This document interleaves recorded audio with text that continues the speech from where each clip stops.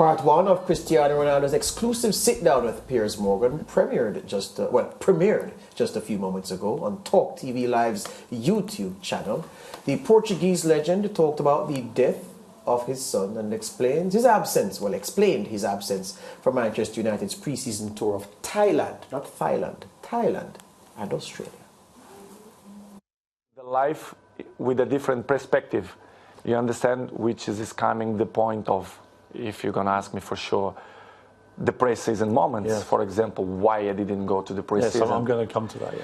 But it was just to finish in that chapter was the most difficult moment since my dad died.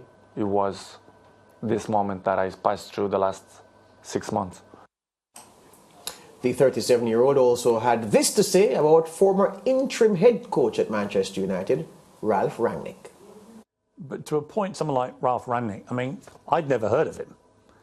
And I'm thinking if as you heard of him? No, of course not. You'd never heard of this guy? Nobody. And the people who I speak, nobody knew it, who is him. So. Suddenly did you call him the boss? Of course. I respect. We have to call because he assumed the job.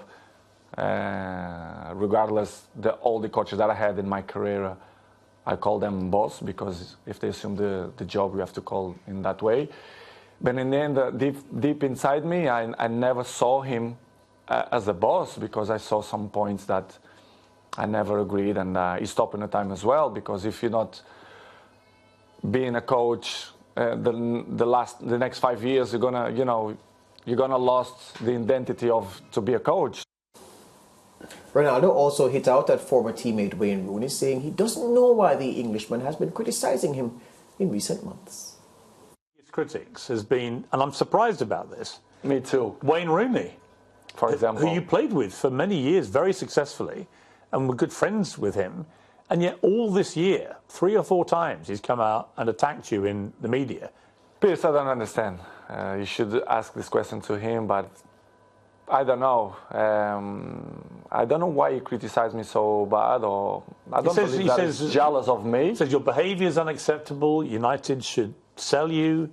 Blah blah blah blah blah. I mean, it's Wayne Rooney. Surprised me. It was 1 year ago or 6 months ago here in my house. He pick up his kids here and invite Cristiano to go to his house to play football. It's hard to listen that kind of criticize and negative about people who play with you. For example, Gary Neville as well. Yeah, I mean, Gary Neville, you blanked him the other day on the pitch, and he looked quite upset, actually, because he obviously likes being your friend, but he's been pretty critical of you as well. People can have his own opinion, but they don't really know what's going on, for example, inside the training ground and Carrington area, or even my life. They should listen not only one point of view, they have to listen my point of view as well. A mural with Ronaldo's image, meanwhile, has been removed from Old Trafford, and reports out of Manchester have said that manager Erik ten Hag does not want the forward to play at the club again, and that he has said so to the club's owners, the Glazers. So this is the mural being removed, and yeah, this is where we are. So let me get some perspectives from the panel about part one of this exclusive that we've been waiting for a few days now. One, it's very sad that it has come to this level where, even looking at the mural being removed from Manchester United is a bit sad. And I'll say that because of the contributions that he would have made to the club, and of course the way the club would have treated him. So they both had a good relationship. And this reminds me of a breakup, because in the start of the relationship, things are really good. You say so many great things to each other. And then when it gets sour, it's as if you just want to rip each other's hairs off or whatever that is. So for me, it's very sad that it has come to this position, but we do know that Cristiano Ronaldo has expressed numerous times that he wanted to leave the club. Of course, he couldn't find anywhere to go. I'll also comment on the interview that, based on the snippets that we would have seen, I can't wait to see tomorrow. You had an issue with the mural, so let's start there. I actually don't agree with Mariah that about can't waiting until tomorrow. I'm not that crazy about what happens tomorrow. The mural being taken down, George and Mariah, The first thing is that Man United have not yet made a formal statement about it, and they have said that they will make a formal statement in due course. And I just think that removing the mural now, today, is a statement in itself. Yes. And I just think they shouldn't have done that. No, it's certainly not today. If they want to do it in the future, I would understand why they would do it. But I think Man United needs to be the big man in this standoff at the moment and not do something like that.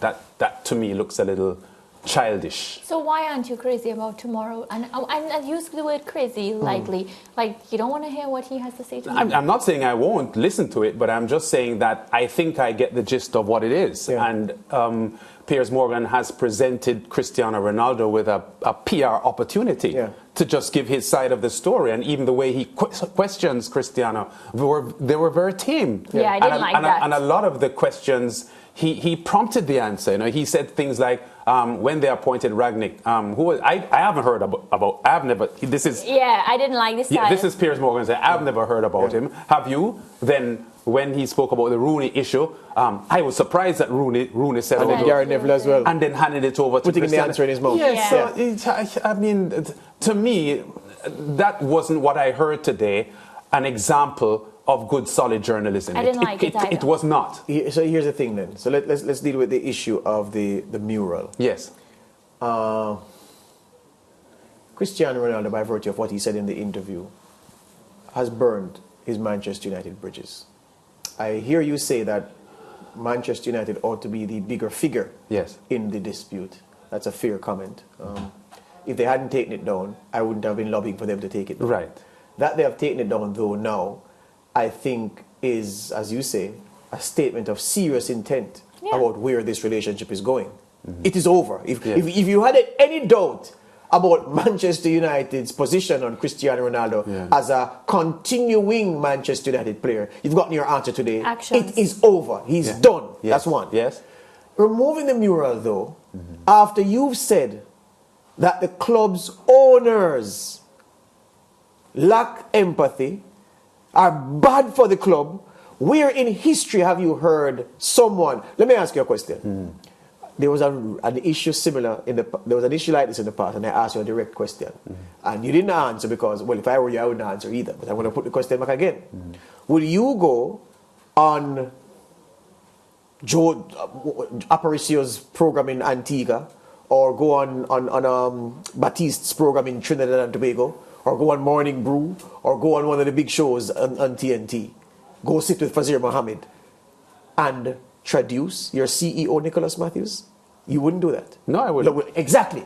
Ronaldo did that with Manchester United. Yes. So the owner said, oh, that's what he said about, that's what he thinks about us. Yes. Tear down that mural from off my wall. Yes. That's exactly what they did. So I think that doesn't look childish? No, it isn't childish. No, it is a sign. To me, it's actions speak louder than words. I don't need to tell you anything. But they've already said, George and Mariah, that they are not prepared to say anything until their legal team and they said looks nothing. At... And they've said nothing. They've said nothing. But they have. No. They have. The mural... They have acted. Exactly. The mural... Actions speak louder than words. The mural represents what Manchester United... Look who is in that mural.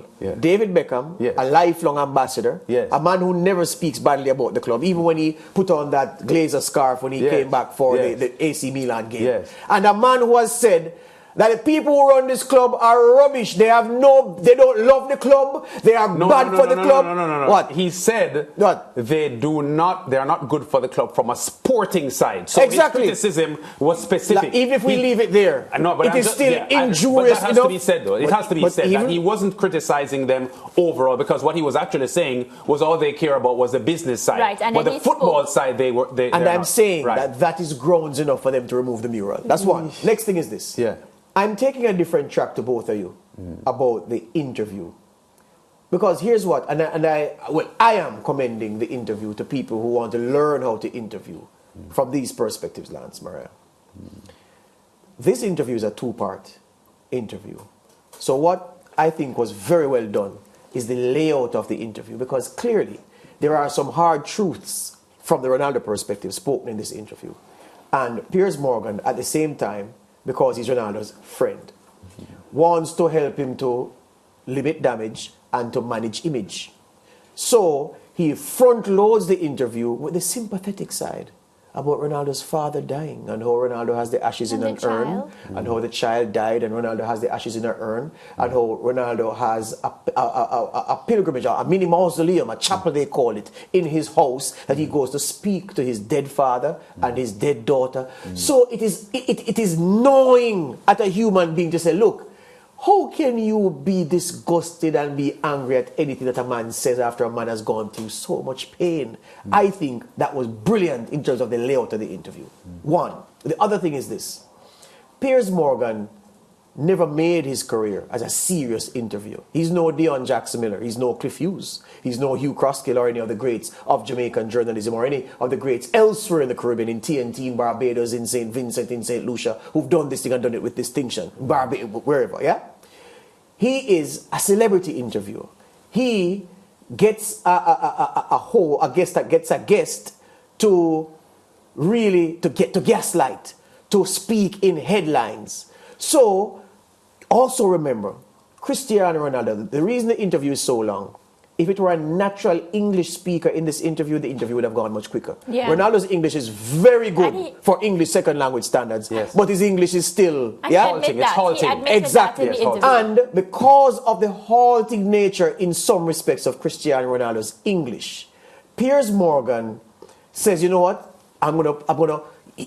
even if he were an English speaker fluently, he would have still put words in his mouth. But he has further incentive, greater incentive to do so, because he wants to get Ronaldo to be fluent in his responses. So he gives him things. And Ronaldo, sitting and saying, well, this man who's interviewing me is an expert at speaking English. I'm not. I'm just learning the language. And he's my friend. And he's my friend. So if he gives me something, I'm going to take it. You feel a sort of ease. Exactly. So Cristiano Ronaldo is caught in the interview warp, so to speak, where he's taking from Piers Morgan because of this confidence and this trust of being a friend and deferring to the man who knows English better. So if it is that I'm trying to say something and he gives me the English for it, I'm going to take the English for it. Yeah. So I think that the interview so far is framed in a way to allow Cristiano Ronaldo to do damage with what he has to say, to make rapier-like thrusts with his Saracen blade. But at the same time, to put the emotion and the trauma and the tragedy of loss in it, to humanize him, to allow people to feel sorry for him at the same time, and for the feeling sorry for him to negate the danger that has been done by what he has said. That's what I think the interview has done. I wish the interview was in his native language, because I felt like he would have expressed better and absolutely translate. That's the first thing I said. All right, George, I hear you, and I understand 100% what you just said. But do I detect in part of your narrative that your complete complimenting of Piers Morgan's performance as the interviewer? I am suspecting that you're expecting it to change. No, because you just said the interview so far, this is what he has done. Right. So this is a contentious issue that needs balance. So he has to get tough. Yes. Are you saying you don't expect him to get tough? No, he'll never get tough. He'll never get tough. He'll never get tough. So why are you praising his interview then? No, because I'm saying, remember, Ronaldo has come to the wicket sometimes as an interviewer, and you know this. Yes. Sometimes as an interviewer, you get a guest who is notoriously shy, it's difficult for him to open up to people. Yes. He has your trust. You know he has your confidence. Yeah. You don't want to do anything to cause him to say, that's it, storm out of the interview. So you manage it in a certain way to get as much out as you can, even though you don't go for the stage. I can say this to you. Yeah. The conversation that we do on SportsMax's sister station, CTV, the people who watch it tell me that I'm tough, and I laugh to them, and I say, no, you should see tough. Back in the day, in another setting I was. Because this is a different thing. I'm inviting people to articulate, to express themselves. So usually when I would interrupt them and tell them that, no, you're rubbish, because page 76 of the speech you quoted from, line 5, says so and so and so, I would do that on a normal circle. I don't do that because I've invited them into my confidence, and I want to keep them there. So there are different ways to do an interview. Whitaker, I'm not telling you anything you don't know. And Piers Morgan, in his style, in his way, again, Lance, you would never put Piers Morgan in your top 50 of interviewers you've seen in your lifetime. Never. No. But in terms of celebrity interviews and the people and the names he has, Yeah. there's a reason why the big names go to him for interviews, because they know that he'll get some things out, but he won't damage them. And That's what he's doing with Ronaldo. It's a safety net. That's what he's doing with Ronaldo. We take a break, we come back with more.